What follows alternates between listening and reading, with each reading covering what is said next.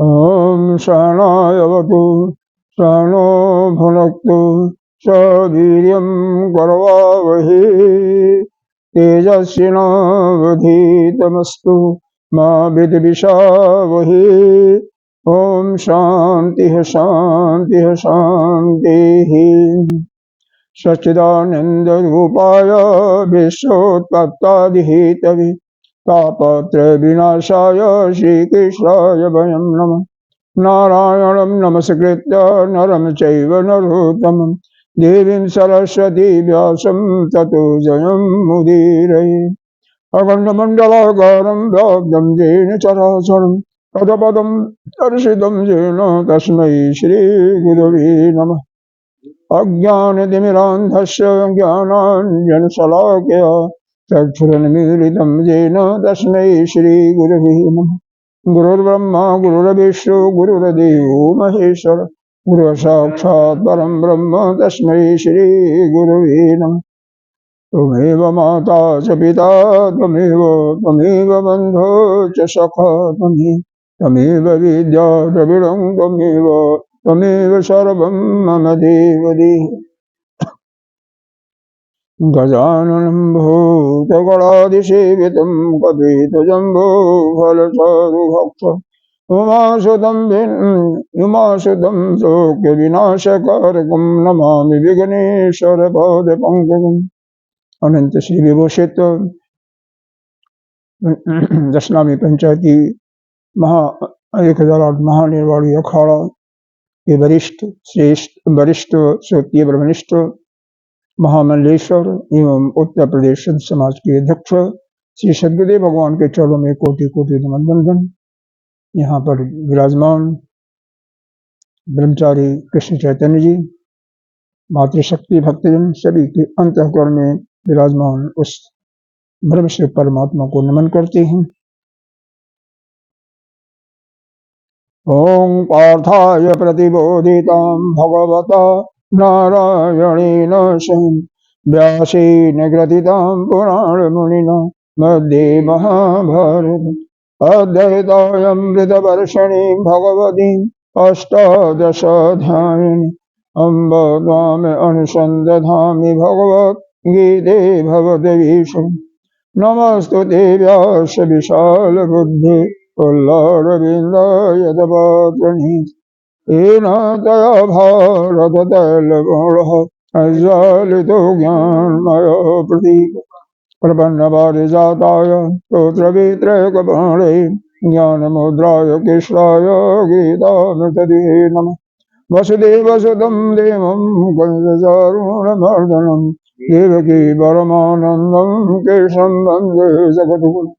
भीष्मद्रोणतटा जयद्रथजलो गान्धारनीलोत्पल शैलग्राहवती कृपेण वहनी करणेन बेलाकुल अस्वस्थां विकर्णघोरं करादुर्योधनवर्ति शोधिरा खलु पाण्डैरणनदी कैवर्तकः केशव पाराशर्यवचा सरोजममलं गीतार्थगन्धोद्गतम् नानाख्यानकेशरं हरिकथा सम्बोधनबोधितम् लोके सज्जन षट्पदैरहरः पीपीयमानं मुदा भूयाद् भारत पंकजं कलिमले प्रशंसिनः श्रेयस्। मोघं करोति वाचालं मङ्गलं भजते गिरिं यत्कृपातमहं वन्दे परमानन्दमाधवम्। जं ब्रह्मा वरुणेन्द्ररुद्रमरुतः स्तुवन्ति दिव्यैः अस्मै वेदैः साङ्गपदक्रमोपनिषदै गायन्ति यमसाम्। ध्यानावस्थितद्गतेन मनसा पश्यन्ति यं योगिनो शान्तं न विदुषरसुरगणा देवाय तस्मै नमः देवाय तस्मै नमः।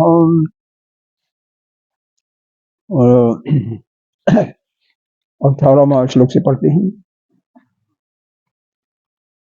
विस्त्रेणात्मनो योगम् विभूतिं च जनार्दन भूय कथय तृप्तिर्हि श्रुवतो नास्ति मे अमृतम्। हन्तते कथयिष्यामि दिव्यात्मविभूतयः प्रधान्यतः कुरु श्रेष्ठ नास्ति अंतो विस्त्रस्य मे अहम् आत्मा गुणाकेशः सर्वभूत आशय ईशितः अहम् आदिश्य मध्यम च भूतानाम् अन्त्यैव च। अर्जुन भगवान से प्रश्न पूछा है 18वें श्लोक में कि हे प्रभु, हे जनार्दन, आप जो ऐश्वर्य है, बल है, विभूतियां जो हैं, उसको विस्तार पूर्वक मैं सुनना चाहता हूं। उसको विस्तार पूर्वक सुनाइए, ऐसा नहीं संक्षेप में नहीं, विस्तार पूर्वक सुनाइए। भूयः कथः तृप्त ही श्रुवतो नास्ति में अमृतम। हे प्रभु, मैं उसको सुन सुन करके तृप्त नहीं हो रहा हूं। नास्ति में अमृतम कह रहे हैं क्योंकि वह अमृत के समान मेरे को ऐसा प्रतीत होता है और उससे मेरे को तृप्ति नहीं होता है। जैसे अमृत को पिया कोई तो उसे तृप्त नहीं होता, बारंबार पीने की उसकी इच्छा करती है। यहाँ पर जनार्दन शब्द का कैसे उत्पत्ति हुआ उसके विषय में थोड़ा सा बताया है कि यह आर्ध धातु है, उसी से बना है जनार्दन। इसका दो अर्थ होता है, एक गमन होता है और एक याचना होता है। गमन माने जाने के अर्थ में और याचना माने मांगने के अर्थ में।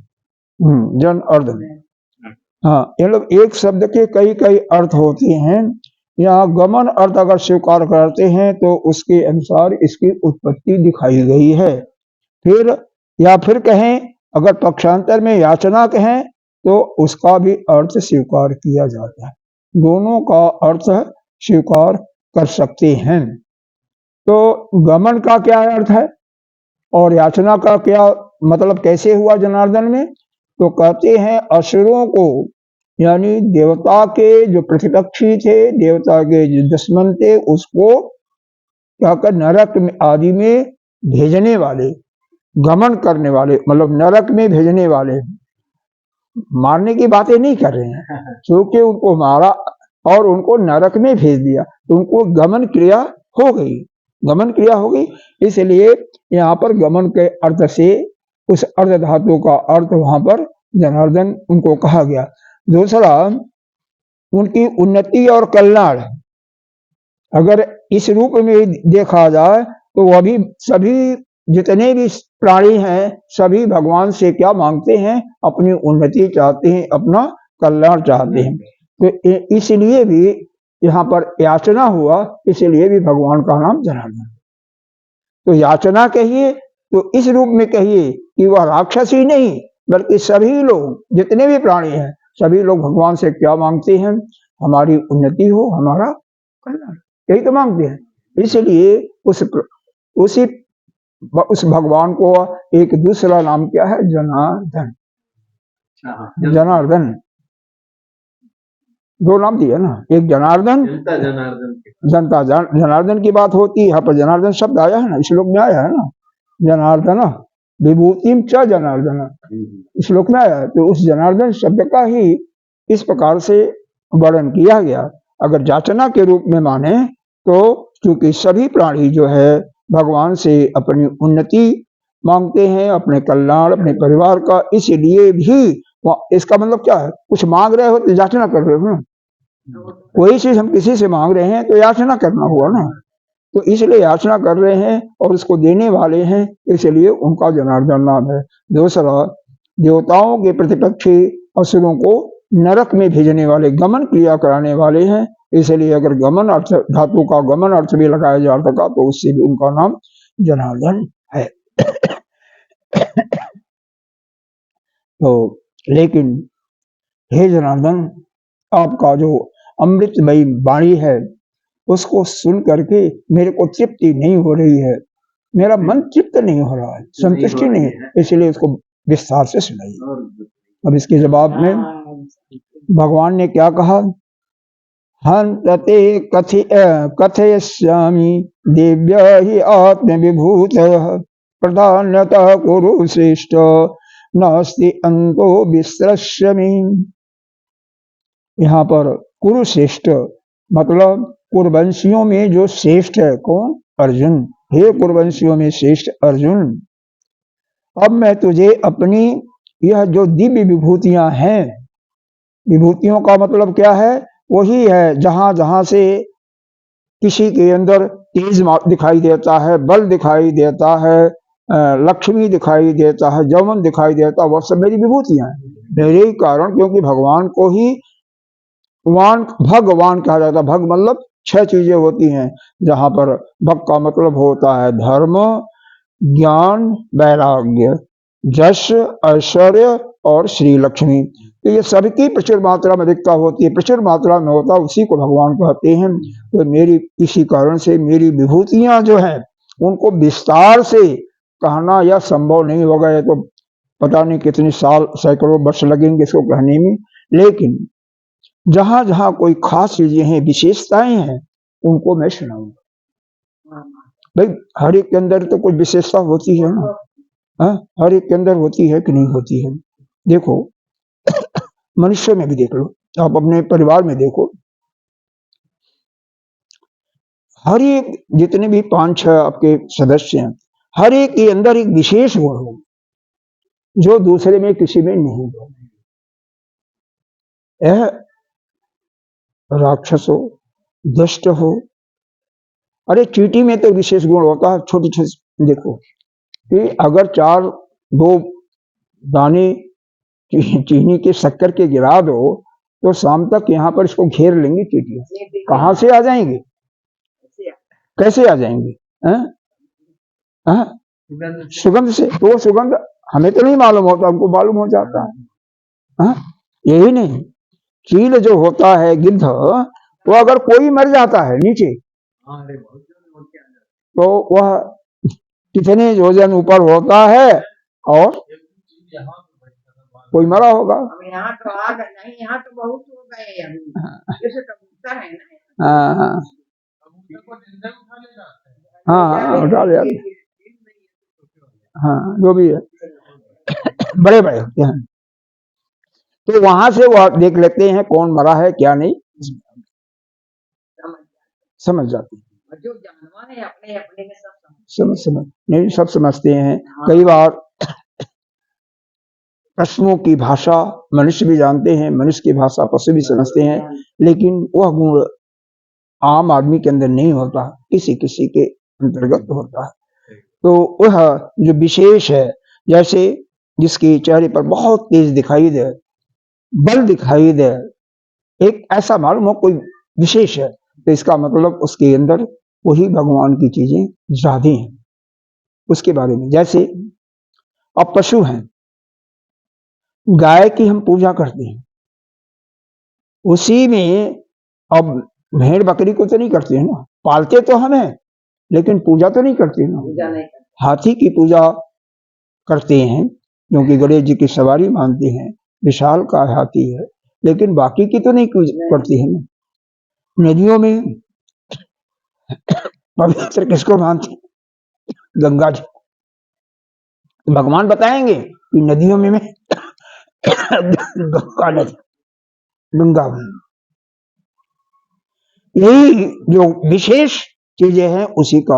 अब जंगली जितने जंगल में रहने वाले जानवर हैं, विशेष किस में होता है? शेर में ही होता है ना, कि सभी का राजा होता है, सब पर शासन करता है। माना तो जाता ही है ना, होता भी है ना, होता भी है। तो उसमें एक विशेष है। तो भगवान आगे कहेंगे जितने भी पालतू जानवर हैं उनमें मैं गाय हूँ, और जो जंगली जानवर हैं उनमें मैं शेर हूँ, यही सब बताएंगे। तो जो एक को नहीं बल्कि समुदाय को लेकर के जहां जहां विशेष चीज होती है उसी का वर्णन भगवान यहाँ पर आगे बताएंगे। देखो प्रकृति में 3 गुण होते हैं, सतोगुण, रजोगुण और तमोगुण।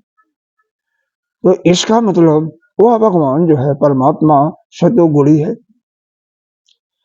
तो जो सतोगुण से युक्त है, इसका मतलब उसमें वो परमात्मा की ऐश्वर्य ज्यादा है, केवल सतोगुण है, बाकी बहुत होगा तो सही, लेकिन बहुत कम, न्यून मात्रा।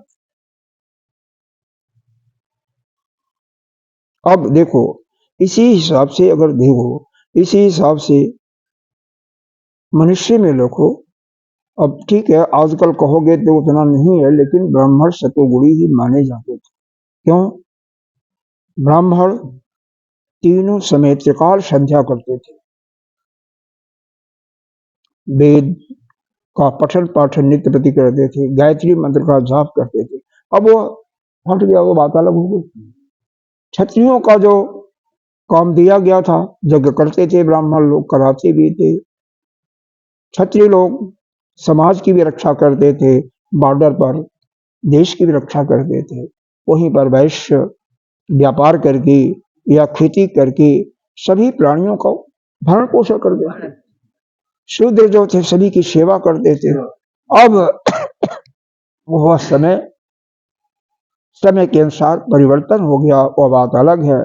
तो जो इस प्रकार का काम कर रहा है वही समझो ब्राह्मण क्षत्रिय वैश्य शूद्र होगा। लेकिन यहाँ पर हमारे गुरुदेव भगवान कहते हैं नहीं, जाति का तो प्रभाव पड़ता है। क्यों पड़ता है?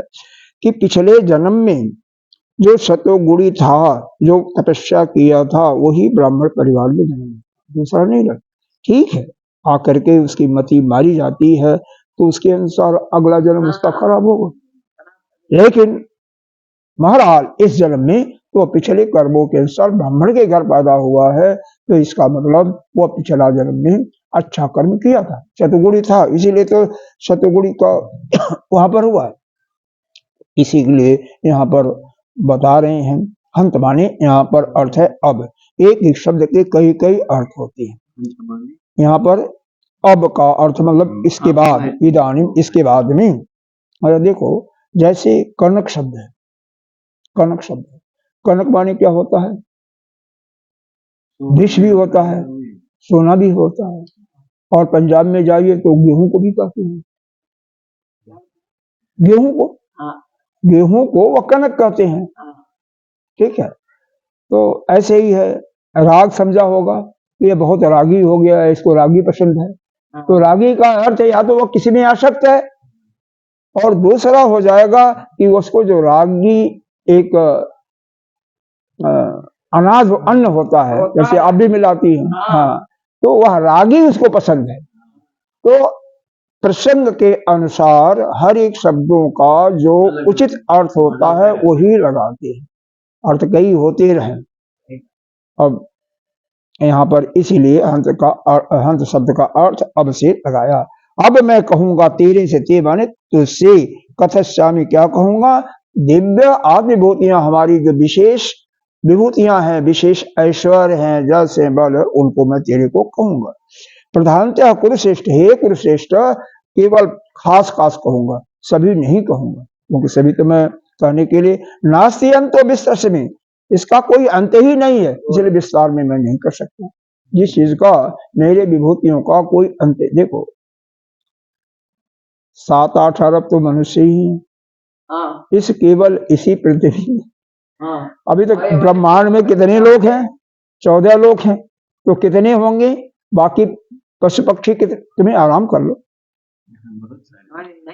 पशु पक्षी, वृक्ष, वनस्पतियां, चींटी, मकोड़े, अरे कितनी प्रजातियां हैं एक एक के, तो कितने वहां पर। इसको जीप को फिर चलाओ मत, जीप पर कर थोड़ा सा धीरे धीरे।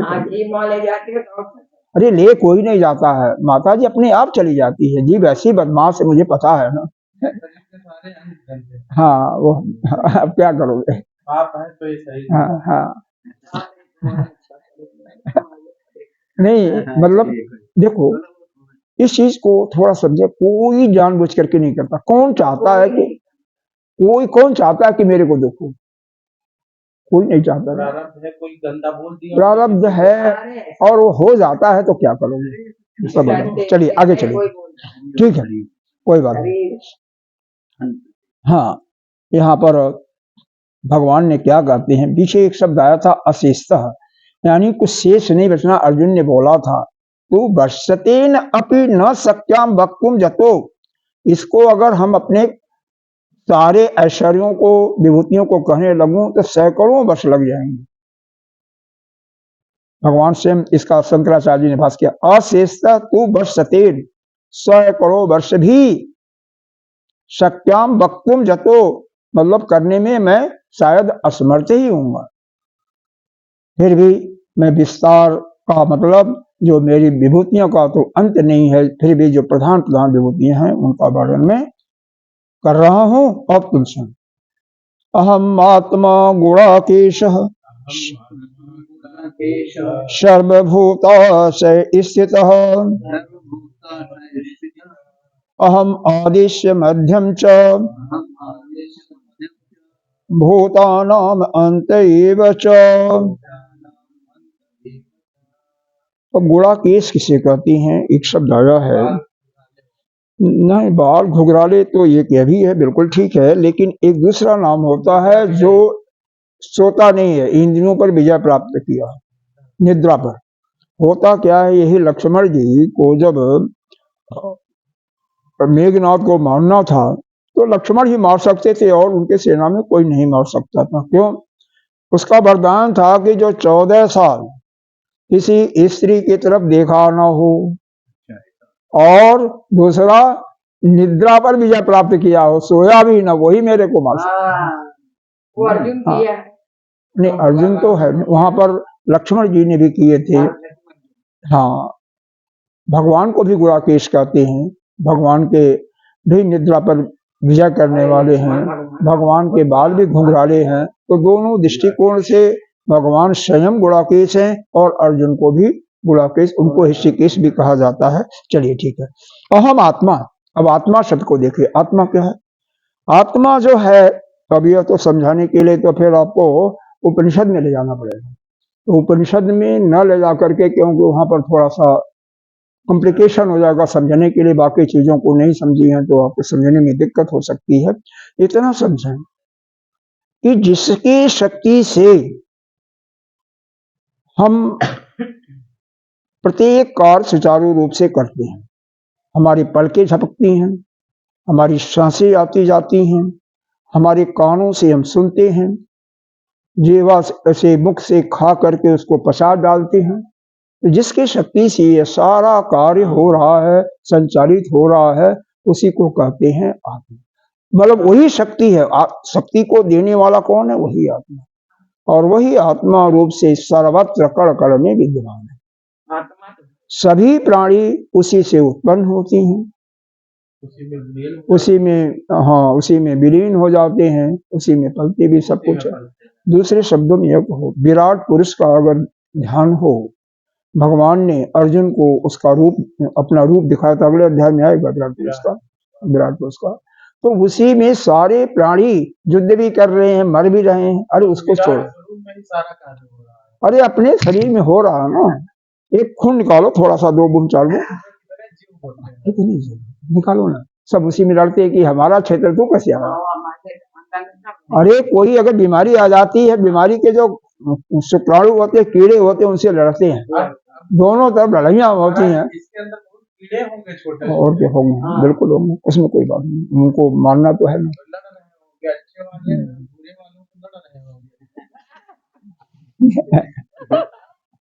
बिल्कुल बिल्कुल, हाँ। और क्या, हम ही जो है इस सृष्टि के पहले भी था, आदि में भी था, मध्य में था, और ये दवाई लगाने से कीड़े बेहोश कर दे रहे हैं। तुमको भी कर रहे हैं, कोई बात नहीं, हो जाओ, बेहोश हो जाओ। तो हमें मध्य में भी है, और जब प्रलय हो जाएगा तब भी नहीं। अब इतनी बात से भी समझ में जब नहीं आता है ना, तो और आगे सुनो, नहीं समझ में आता तो और आगे सुनो। क्या सुनाएंगे भाई? आगे भगवान बता रहे हैं।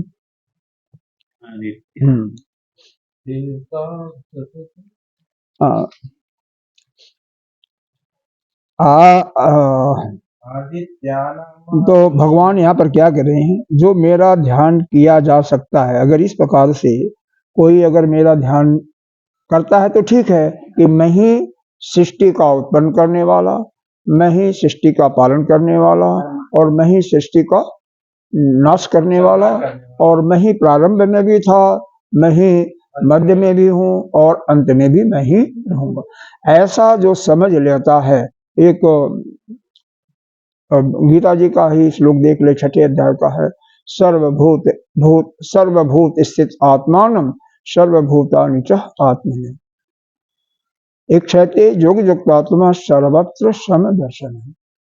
तो हम ही सभी हमारे अंदर है और हम ही सबके अंदर है। यही जो देख लेता है, जिसके अंदर ऐसा भाव आ जाता है, वही योग से युक्त है और सभी प्राणियों के अंदर फिर उसका दर्शन सम होने लगता है, क्योंकि तत्व की दृष्टि से वह सबको पहचान जाता है।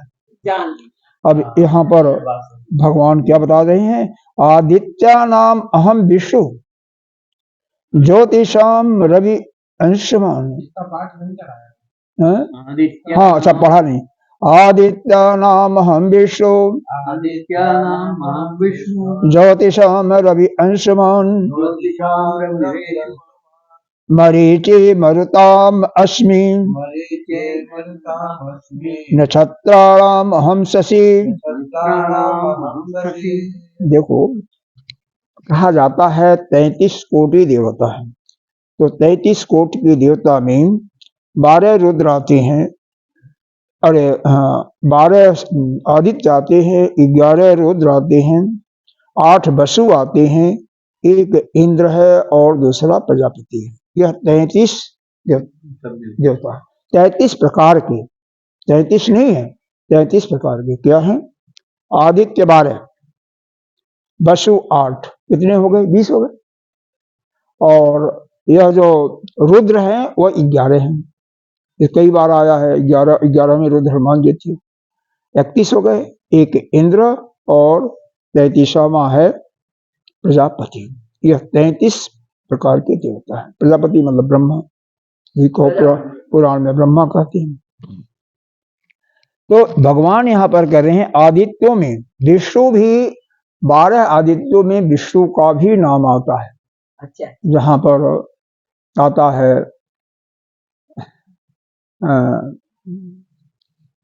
रवि आता है, सूर्य आता है, मित्र के रूप में आता है, कई रूपों में आता है। वहीं पर एक नाम इनका विष्णु भी आता है।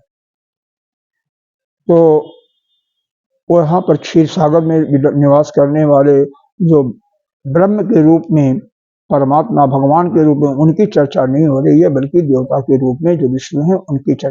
देखो है तो सब एक ही, चाहे देवता मानो चाहे ब्रह्म, तो उसी वो विष्णु है। ज्योतिषम, और जो किरणें हैं, किरणों में क्या हूं मैं, वही सूर्य हूं, अंशमान सूर्य हूं, रवि माने सूर्य। मरीच ही मरुतम अस्मि, और क्या है इस यहाँ पर, मरीचि। देखो यहाँ पर क्या हुआ था, यहाँ पर क्या था, एक बार ये कश्यप ऋषि की 2 पत्नियां थी, 2 पत्नियां, कश्यप ऋषि, कई पत्नियां थी वैसे, 2 का मतलब वैसे तो 13 पत्नियां लिखा हुआ है, तो शास्त्र में 13 पत्नी लिखा हुआ है। 13 अदिति, दिति, खास, हाँ कद्रु, हाँ उनकी 13 पत्नियां थी। सारी सृष्टि लगभग वो उन्हीं से पैदा हुई है ना, सारी सृष्टि बनी है, सब बनी है वहीं से है। तो हुआ क्या, देवता और दैत्य ये दोनों हर समय, चूंकि सौतेले भाई हैं, एक ही पिता की संतानी हैं, एक माता से देवता पैदा हुए हैं, एक माता से यह दैत्य राक्षस इत्यादि आपस में लड़ते रहते हैं। कभी देवता विजय हो जाता है, इनका जीत जाते हैं, तो स्वर्ग पर राज्य करते हैं, और जब दैत्य चढ़ाई कर देते हैं अपनी सेना इकट्ठा करके, तो देवता हार जाते हैं, तो दैत्यों का राज हो जाता है। यही चलता रहता है, पहले भी था और आजकल भी है। आजकल भी है, अच्छे विचार वाले और बुरे विचार वाले दोनों में लड़ाइयां चल रही हैं, घर घर में होता है, कोई ऐसी बात नहीं है, सब नहीं होता बाहर। हाँ बाहर की बात तो अलग है, घर घर में ही होता। देखो हुआ क्या, जब देवता अरे दानव लोग हार जाते हैं तो उनके देवताओं की मां दिति ने अपने पतिदेव कश्यप ऋषि से कहा, प्रभु हमें एक ऐसा पुत्र चाहिए जो कि देवताओं का नाश कर सके, देवताओं को। हाँ और क्या। तो उन्होंने कहा ठीक है, इसके लिए तुम्हें तपस्या करना पड़ेगा, बहुत कठिन तपस्या करना पड़ेगा। उसने कहा ठीक है मैं करूंगी, और बहुत तपस्या करना प्रारंभ किया और भगवान की कृपा से गर्भ ठहर गया। अब इधर चूंकि उन्हीं के पुत्र इंद्र भी हैं, कश्यप ऋषि के ही पुत्र हैं, अदिति, सब कुछ मालूम हो गया तो भेष बना करके बदल करके उसी घर में छुप जाते हैं, अपने ही घर में। और यह देखते हैं कि यह दिति माँ है तो माँ सौतेली माँ है, किस समय यह अपवित्र होकर के सो जाती है, मतलब इससे गलती होती है। वेद के नियम जो बनाए गए हैं उस तपस्या के लिए, उसमें कोई कमी आती है, उसी समय मैं उसके अंदर प्रवेश करूंगा।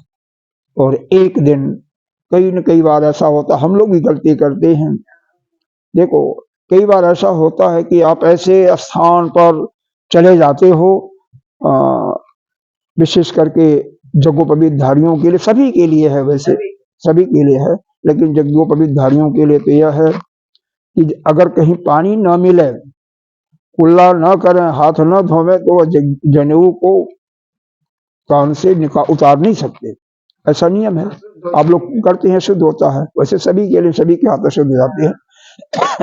लेकिन आपातकाल में एक नियम बनाया गया है, कहीं ऐसा है अगर पानी नहीं मिल रहा है, आप लघुशंका में गए तो क्या करो, पृथ्वी माँ से हाथ को रगड़ लो मिट्टी से और सूर्य की तरफ कर दो, तो वह सूर्य भगवान आपके हाथ को पवित्र कर देंगे, सूखेगा नहीं, वो पवित्र कर देंगे। बस मन में ऐसा भाव लो, पवित्र हो गए। तो सबको ऐसा करना चाहिए। आपातकाल में कहीं ऐसा हो तो देखो आजकल साबुन हुआ है, पहले मिट्टी से ही हाथ को हम लोग धोए हैं, और हमारे समय में मिट्टी से, गांव में केवल मिट्टी से धोते थे, साबुन वगैरह उस समय नहीं होते थे, साफ हो जाता था, सब कुछ हो जाता था। तो ठीक है, एक समय ऐसा आया कि वह अपवित्र अवस्था में भोजन किया, गई होंगी बाथरूम वगैरह, पैर नहीं धोया, कुल्ला नहीं किया और सो गई, बिस्तर पर चली गई, नींद आ गई कि अभी अभी जाती हैं, या जो कुछ सोचा होगा। उसी समय मौका पाया, इंद्र तो वहां पर छिपे हुए थे, इंद्र छिपे हुए थे और तुरंत ही उनके गर्भ में घुस जाते हैं। और वह जो गर्भ था, क्योंकि वह गर्भ में ऐसा पुत्र होना था कि वह इंद्र को हरा करके, पूरी सेना को हरा करके वह शासन करता, पहले से मालूम हो गया था। उसके 48 बार उसको चोट किया, मारा, 48 टुकड़े कर दिए। गर्भ के बच्चे का 48, 2 कम 50 टुकड़े किए।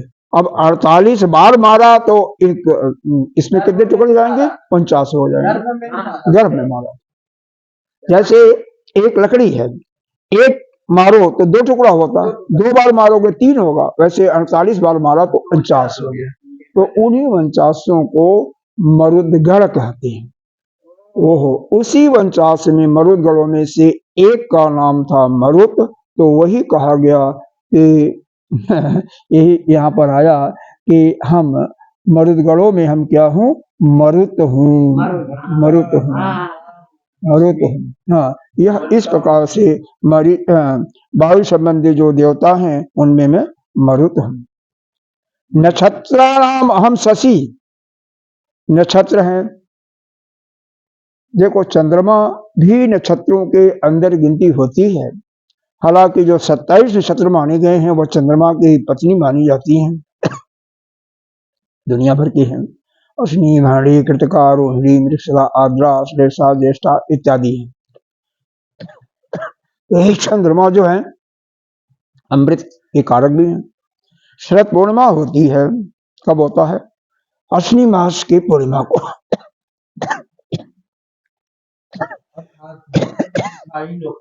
और क्या करें, क्या ना करूं, डॉक्टर को दिखा लो। अब हम आदेश दे रहे नहीं, हैं। बोलने पर ही खांसी हो रही मेरे को भी। हाँ, तो बोलने को बोल रहे हैं तो दिखा लो। ठीक, तो अश्विनी मास और कार्तिक मास को कहते हैं शरद ऋतु। 6 ऋतुएं होती हैं, मालूम है? 12 महीने में 6 ऋतु होती है। तो अभी जैसे चैत आएगा, तैसे इसको कहेंगे चैत और वैशाख को बसंत ऋतु। अभी माघ और फागुन चल रहा है, इसको हेमंत ऋतु कहते हैं। जेठ और आषाढ़ को कहते हैं ग्रीष्म ऋतु। सावन भादो को वर्षा ऋतु कहते हैं। अश्विनी और कार्तिक मास को शरद ऋतु कहते हैं। अगहन और पूस को शिशिर कहते हैं। शिशिर माने तेज ठंडी। हालांकि ठंडी वैसे तो माघ में भी होती है।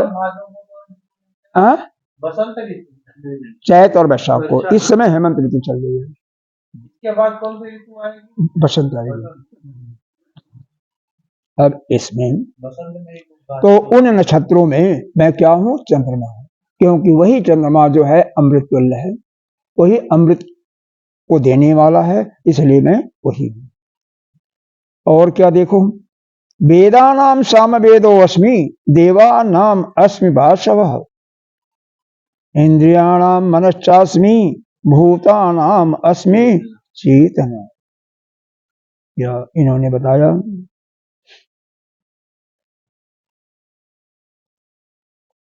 कि यह जो वेद होते हैं हमारे, यह 4 वेद होते हैं, ऋग्वेद, यजुर्वेद, सामवेद और अथर्ववेद। 4 उपवेद भी होते हैं। 4 उपवेद भी होते हैं। आयुर्वेद या धनुर्वेद, धनुर्वेद और क्या होता है, आयुर्वेद, धनुर्वेद नहीं, धनुर्वेद क्या नाम बताया आपने? नहीं बताया? नहीं, आयुर्वेद, धनुर्वेद और अर्थशास्त्र तीसरा हुआ, और चौथा होता है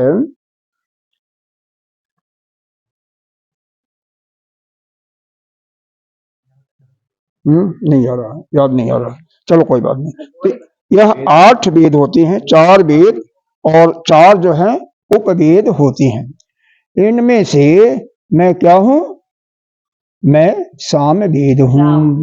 सामवेद गायक प्रधान है, इसीलिए यह भी जानते हो भगवान की जब कथा होती है तो गाने वाले ज्यादा होते हैं। प्रिय लोगों को भगवान का जब भजन करते हैं तो बहुत अच्छा लगता है, और जिसका गला अति सुंदर होता है वो उसको उतना ही लोग पसंद करते हैं। हाँ,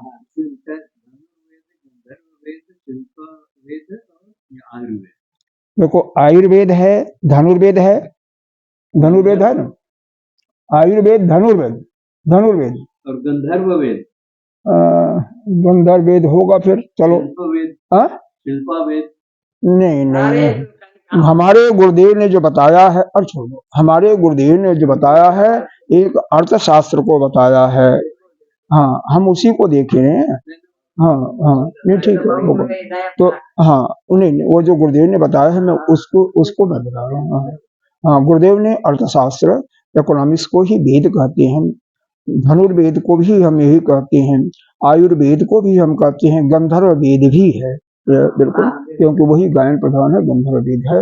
लेकिन बाकी जो आपने शिल्प वेद की बात कहा, वह गुरुदेव भगवान ने नहीं बताया, उसके जगह अर्थशास्त्र बताया। ठीक है, तो जो वैसा बताया होगा उसके अनुसार मैं बता रहा हूं। तो उसमें क्या हूं मैं? देवानाम अस्मि, जो वेदों में सामवेद, और देवानाम देवताओं में मैं क्या हूं? यह यहाँ पर इन्होंने बताया कि मैं इंद्र हूं। वासव कहते हैं इंद्र को। वासव शब्द जो यहाँ पर आया, इसका अर्थ होता है इंद्र। वासव इंद्र है, यहाँ पर दिया हुआ है भाष्य में। वासव का मतलब इंद्रो, हमें इंद्र हूं। इंद्रियाणाम मनश्चास्मि, हमारे वैसे तो 10 इंद्रियां होती हैं, 11वें इंद्रिय मन को कहते हैं, क्योंकि मन ही सभी इंद्रियों का कंट्रोल करता है। किसी इंद्रिय के साथ यदि मन नहीं जाता है, मन नहीं लगता है, तो इंद्रिय का जो विषय होता है उसका बोध हमें नहीं होता है। मन ही वहां से संकल्प विकल्प करके उस ज्ञान को बुद्धि तक पहुंचा करके और फिर वहां से हमें वह ज्ञान प्राप्त होता है। अब भूता नाम अस्मि चेतना, और क्या, इस शरीर में जितने भी प्राणी हैं सब में जो चेतना शक्ति है, जो कि जिससे सारा वह प्रकाश आता है या चेतना शक्ति आती है, जिसके कारण हर एक कोई अपना अपना कार्य करता है। मैं क्या हूँ, वही क्या हूँ, वही चेतना शक्ति हूँ। वही चेतना शक्ति मैं किसमें हूँ, प्राणियों में, जो कि आत्मा रूप से विराजमान है। ये समझ में आ रहा, क्योंकि यह शक्ति हर एक के अंदर होती है। अब यहाँ पर हमें विचार करना चाहिए कि एक जगह तो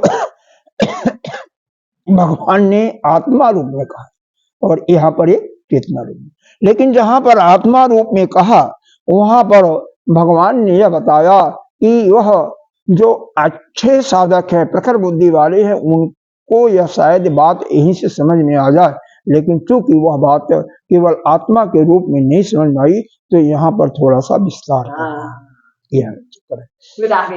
आगे बढ़े। रुद्राणाम शंकरश्चास्मि वित्तेषु जक्ष रक्षसाम् वसूनां पावकः अस्मि मेरु शिखिरामहम्। देखो इसमें क्या है, एकादश जो रुद्र हैं, इन्हीं रुद्रों में एक रुद्र शंकर है, शंकर हैं जो शिव भगवान हैं, सदाशिव हैं। तो रुद्रों के 11 रुद्रों के अंदर मैं क्या हूँ, शिव हूँ, शंकर हूँ। 11 रुद्रों का नाम अगर जानना हो तो इसको देखना पड़ेगा, क्योंकि इसी में कई प्रकार के नाम आते हैं जो कि याद तो मेरे को नहीं है इसमें, तो उनमें रुद्र है। और एक और शब्द दिया वित्तेषु, वित्त धन ईश, यह शब्द बना हुआ वित्तेषु, वित्त धन ईश, वित्त का मालिक। तो यह वित्त माने धन होता है, ईश माने मालिक होता है। किसका धन, यह जो देवताओं का जो धन होता है, जो उनका खजाना है, उसका जो मालिक होता है उसको वित्तेश कहते हैं। तो उनका मालिक कौन है, वह है कुबेर। कुबेर कौन है, कुबेर कौन है, एक पुलस्त का पुत्र था जिसका नाम था विशस्रवा। इसके 3 पत्नियां थी। तो मझली पत्नी का नाम था कैकसी, जिससे 2 पुत्र और 1 पुत्री हुई थी। उनका नाम सभी लोग जानते होंगे, रावण, कुंभकर्ण और शूर्पणखा।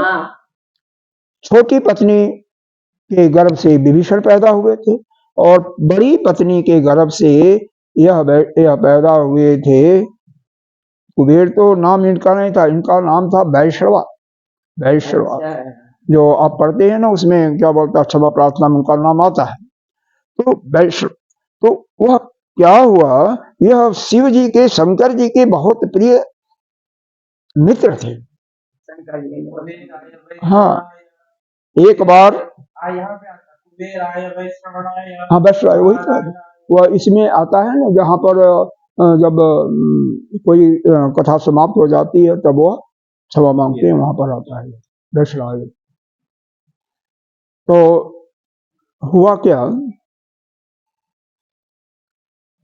जब शिव जी का पार्वती जी के साथ विवाह होता है, उस समय यह शादी में चूंकि मित्र जाते ही ये गए थे, तो इनकी दृष्टि पार्वती पर लगातार थी। हो जाता है, शिव जी तो समझ रहे थे, क्योंकि इनके मन का जो भाव था यह था कि यह कौन सा इतना बड़ा पुण्य किया है कि जो भगवान की अर्धांगिनी बन गई, वह पुण्य हम भी करें, हमें भी करना चाहिए। भाव तो उनका यह था। लेकिन माता पार्वती जी को क्रोध आ जाता है और उसकी एक आंख कहते हैं, जाओ तुम्हारा एक आंख चला जा, तुम इस प्रकार से ऐसे करके देख रहे हो, तुम्हारा एक आंख से रहित हो गया। अब दूसरा, देवता लोग या कोई कैशियर, खजांची किसको बनाती हैं? जो सबसे बड़ा कंजूस। कंजूस ना हो जो व्यवस्था को लेके चलते हैं। देखो, गुरुदेव की ही वर्ड है, गुरुदेव का ही यह वर्ड है, हमारा वर्ड नहीं है। हमारे गुरुदेव भगवान का वर्ड है और यह नियम भी है। खजांची वह होना चाहिए कि पैसे को लावे और खर्चा करे कम। कब कैसे करता है? अच्छा, हम एक बात देखो, हम हमारे गुरुदेव कितना बड़ी एक कोई खजांची नहीं है, लेकिन वो कंजूस पता ही नहीं। कौन? अपने गुरुदेव से बड़ा कोई खजांची नहीं है। हाँ। सबसे बड़े खजांची तो वही है, और वो कभी भी कंजूसी नहीं करते हैं। अच्छा, कोई बात नहीं, लेकिन गुरुदेव के प्रवचन में सुनेंगे वो आपको यही मालूम होगा कि कैशियर पद उसी को दिया जाता है जो खर्चा करना न जाने, मतलब खर्चा कम से कम करे और लाना जाना चाहे। हाँ, नहीं बोल नहीं देते हैं, उसका कारण हर जगह यही होता है। हमेशा वित्त मंत्री राष्ट्र का भी होता है ना, उसमें ही देखा जाता है कौन ऐसे स्वीकारोक्ति है, वहां पर थोड़ा सा सपोर्टर वगैरह इत्यादि देखा जाता है, लेकिन जिनका मंत्रियों में गणना हो गया वहां पर फिर उनकी क्वालिटी देखी जाती है, कौन अर्थशास्त्र का ज्ञाता है और इसके अनुसार उसको देने से काम हमारा काम ठीक ठाक चलेगा। इस चीज को हमेशा देखा जाता है। खैर, तो यह कुबेर को देवताओं ने क्या बनाया? खजांची। और इनका नाम कुबेर कैसे पड़ा? नहीं, इनको पीठ में कुंवर निकल गया उसी घटना के बाद। पीठ में जब कुंवर निकल गया ना, तो उसके कारण इनका नाम कुबेर पड़ गया। नहीं तो हाँ, नहीं तो कुबेर नाम नहीं था, वैश्वाय नाम था, लेकिन कुबेर हो गया। आदमी को धन अगर चोरी नहीं होगा, तो क्या तुलसी का नाम तो हमारे ही आएगा। हाँ। चलो ठीक है। इंद्रिया यह है रुद्राणाम शंकर चास्मी वित्तेशो जक्ष रक्षसाम। तो ये धन जो धन के जितने वो जो खजांची हैं उसमें मैं क्या हूँ? कुबेर हूँ, जक्षों में। वसु नाम पावक अस्मि, और 8 वसु हैं, उन वसुओं में मैं रुद्र हूँ। अरे अरे, रुद्र तो पहले आ गया था। हाँ, 8 वसुओं में मैं पावक कहते अग्नि को, मैं अग्नि हूँ, अग्नि अग्नि आ रहा तो मैं बहुत अच्छा और बहुत अच्छा। और मेरु शिखर राम, जो पर्वत है ना, जितने भी पर्वत है कि वो पड़ा हुआ इधर हिमालय इधर यह है, तो उसमें मेरु पर्वत का जो शिखर है ना उसमें मैं हूँ। हाँ, मेरु पर्वत, हाँ सुमेरु पर्वत, सुमेरु पर्वत, सुमेरु में हूँ। देखो, हमेशा जितनी भी अच्छी अच्छी शक्तियां हैं उसी में परमात्मा निवास करता है। अरे देखो क्या चीज, अरे ज्यादा मैं और आप तो बस ऐसे हैं अपना। ऐसे क्यों? परमात्मा हो। अच्छा बाबा शांत रहो। देखो है क्या, आप कभी भी कहीं भी देखो, किसी भी अगर विशेष व्यक्ति को, बच्चे को देखो, कई बच्चों को मैंने देखा है, उनकी मतलब इतना तेज है कि निश्चित रूप से बाद में जाकर के वह कोई अच्छा बनेंगे। तो वह शक्ति जो है सबके अंदर, वही परमात्मा आत्मा के रूप में सभी जगह विराजमान है, चीटी में भी उसमें भी है, लेकिन किसी किसी के अंदर वह ज्यादा मात्रा में है, इसीलिए उसी का वर्णन यहाँ पर किया है। बाकी सभी का वर्णन जो विशेष है उसका वर्णन यहाँ पर किया हुआ है, बाकी वर्णन यहाँ पर नहीं किया गया है। ठीक है, और एक श्लोक और पढ़ लेते हैं। पुरोदशाम च मुख्यम माम विद्धि पार्थ बृहस्पतिम शेनीनाम अहम स्कंदः सेनानी नाम अहम स्कंदः, सेनानी नाम स्कंदः, सरसाम अस्मि सागरः। देखो, पुरोदशा कहते हैं पुरोहित, जो यह कर्मकांड का काम करता है। तो जो पुरोहित जितने भी हैं उनमें मुख्य पुरोहितों में मैं क्या हूं, मैं बृहस्पति हूं। मेरे को बृहस्पति सुने, बृहस्पति जी भी पुरोहित थे। घटना याद है, एक बार एक राजा के साथ हुआ था, किसी राजा के साथ हुआ था। उन्होंने बृहस्पति जी को कहा कि मेरे को यज्ञ करना है, आप मेरा पुरोहित बनिए। तो कहते हैं ठीक है बनूंगा, कराऊंगा तो सही, लेकिन अभी तो मैं बहुत व्यस्त हूँ और बाद में कराऊंगा। तो बीच में यह हुआ कि मैं मरूंगा जीऊंगा क्या होगा। तो उन्हीं के भाई वो भी अच्छे थे, बहुत विद्वान थे, तो उनको पकड़ के लाए कराए। अब बृहस्पति जी आकर के इतना क्रोधित होते हैं, मतलब मत सोचो, श्राप दे दिया। तो ऐसा है, यह जो पंडित लोग हैं ना, ज्ञानी लोग हैं ना, श्राप भी बहुत देते हैं, इनसे डरना भी चाहिए। श्राप देते और क्या। देखो ब्राह्मणों के अंदर गुस्सा बहुत ज्यादा होता है, हमने देखा हुआ है।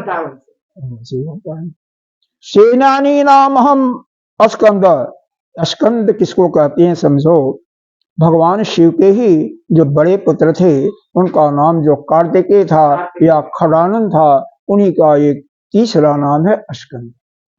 क्या नाम है? स्कंद,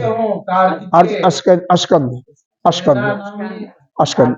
हुआ क्या, देवताओं के साथ जब असुरों के साथ युद्ध हो रहा था तो देवताओं ने कार्तिकों को ही अपना सेनापति नियुक्त किया, तो इसीलिए इनका नाम यहाँ पर आया है। तो बहुत वीर थे। अरे भगवान जो शिव का पुत्र होगा या ऐरा गैरा थोड़ी होगा, ऐरा गैरा नहीं होगा। बहुत बढ़िया लग रहा है जब बता रहे हैं। और क्या देखो, सरसाम अस्मि सागर। अब सरस क्या है, इसको हम कहते हैं यह जहाँ पर पानी अथाह सागर में मिलता है, इसी को हम सागर कहते हैं।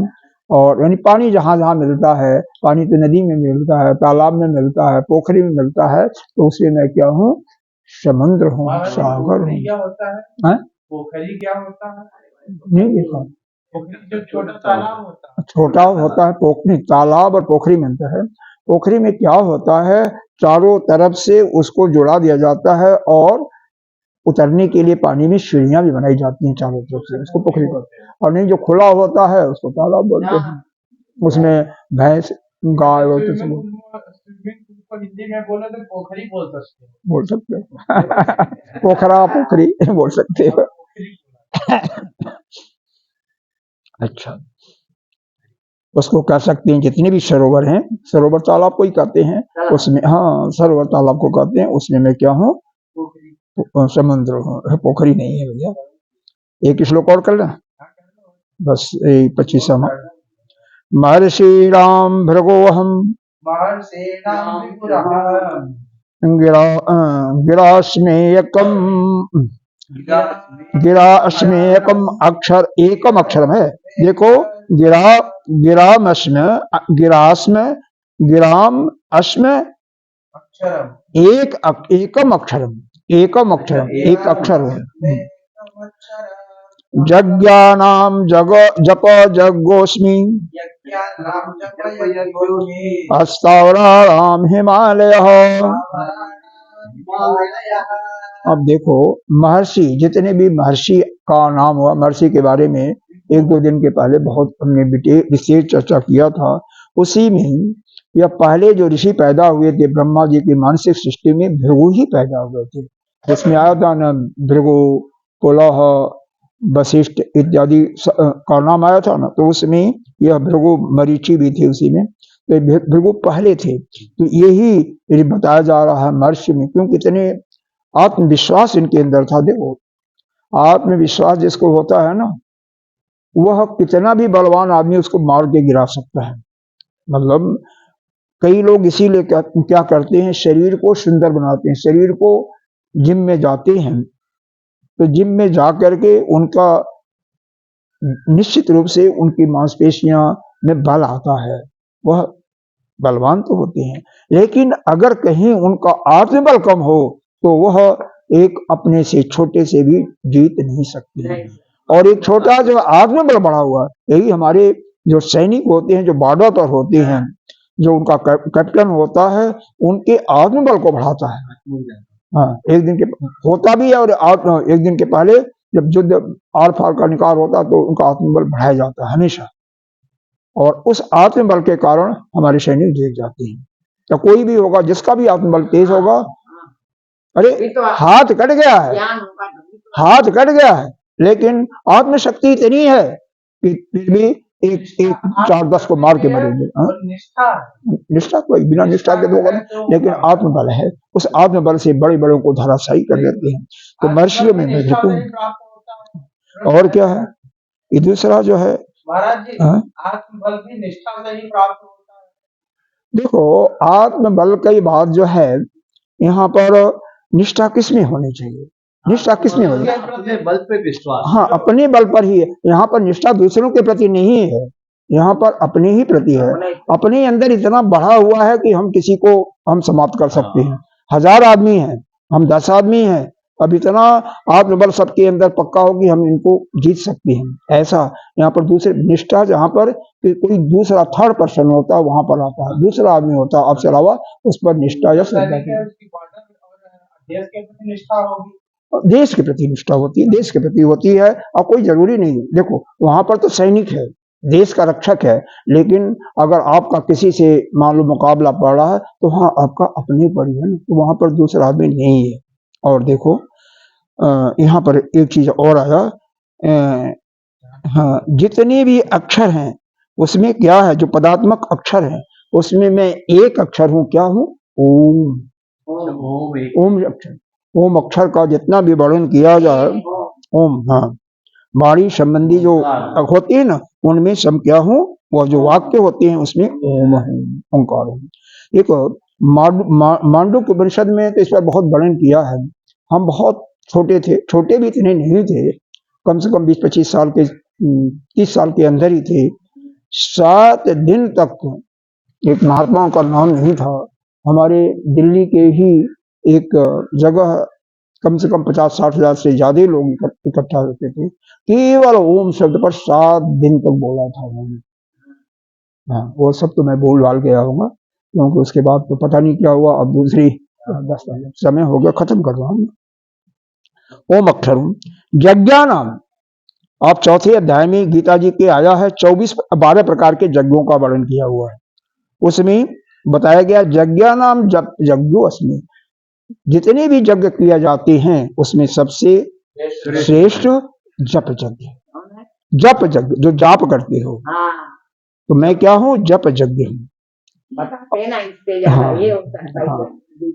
और जितने भी अस्थावर प्राणी हैं, जो कि मतलब स्थिर हैं, चलते नहीं हैं, अस्थावर, उनमें मैं हिमालय पर्वत हूँ। इस प्रकार से यहाँ पर जितने भी अचल पदार्थ हैं उसमें हिमालय के नाम दे करके यहाँ पर समाप्त किया जाता है। ओम पूर्णमदः पूर्णमिदं पूर्णात् पूर्णमुदच्यते पूर्णस्य पूर्णमादाय पूर्णमेवावशिष्यते।